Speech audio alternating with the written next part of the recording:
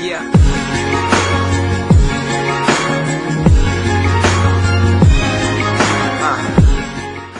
Salut les amis de Nature Santé et bienvenue sur notre chaîne YouTube qui s'intéresse à la santé au naturel, à votre bien-être et aux astuces. Avant de vous présenter le sujet d'aujourd'hui, je vous prie premièrement de vous abonner à notre chaîne Nature Santé et surtout d'appuyer sur l'icône en forme de cloche située à côté du bouton abonner afin de recevoir des notifications chaque fois que nous posterons une nouvelle vidéo en ligne.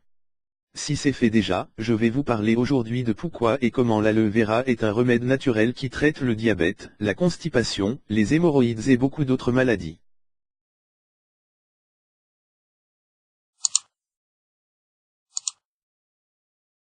Utilisée depuis des millénaires et par diverses civilisations, l'aloe vera est une plante qui ne cesse de nous étonner avec ses multiples vertus. Pour profiter de celle-ci au maximum, il suffit de récupérer le gel de cette plante à l'état pur. Légendaire, il y a bien longtemps que cette plante a gagné sa notoriété et ce n'est pas sans mérite.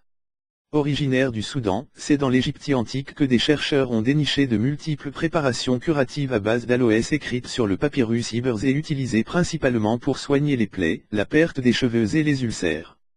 Jouant un rôle thérapeutique, certains l'appelleraient la plante miraculeuse. Plante populaire et traditionnelle. Une étude affirme que l'aloe vera pur est utilisé depuis des siècles dans la médecine indienne pour traiter la constipation, les maladies de la peau et les infections. Les Américains originaires du Mexique usent de l'aloe vera comme remède pour le diabète de type 2 et dans la médecine chinoise, on l'utilise pour soigner les mycoses. De nos jours, la fabrication d'extraits d'aloe vera est l'une des plus grandes industries botaniques au monde, et en plus du large éventail de produits pharmaceutiques, on trouve cette plante également dans les produits de beauté. On peut bénéficier des vertus de l'aloe vera sans aucune transformation. Quelques vertus prouvées de l'aloe vera. Par voie orale. Transit intestinal. L'effet laxatif du gel d'aloe vera permet d'améliorer de nombreux sujets souffrant de constipation chronique. Au bout de 28 jours, une étude a révélé une nette amélioration au niveau de la fréquence des selles et de leur consistance, sans que l'organisme développe une dépendance aux laxatifs.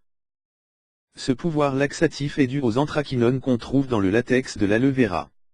Ces substances augmentent le péristaltisme intestinal, c'est-à-dire les contractions musculaires qui permettent aux selles de progresser jusqu'à être évacuées.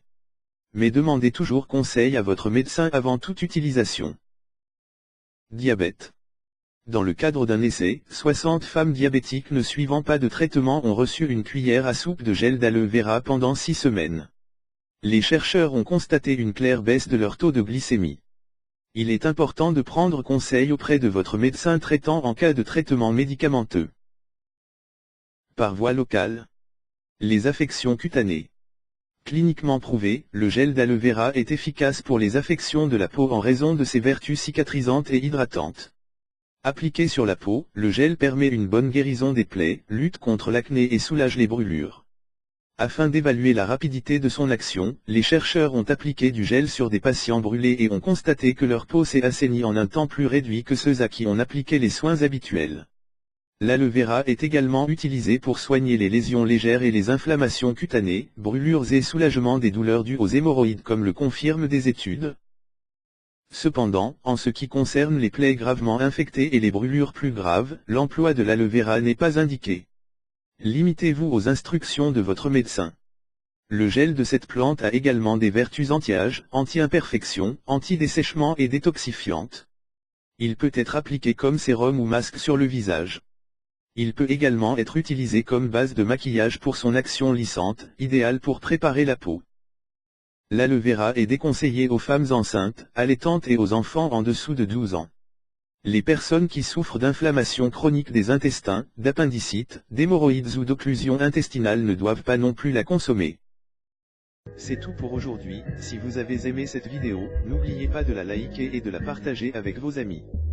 Et si vous êtes nouveau sur la chaîne, n'oubliez pas de vous abonner et d'activer la notification. À bientôt pour notre prochaine vidéo.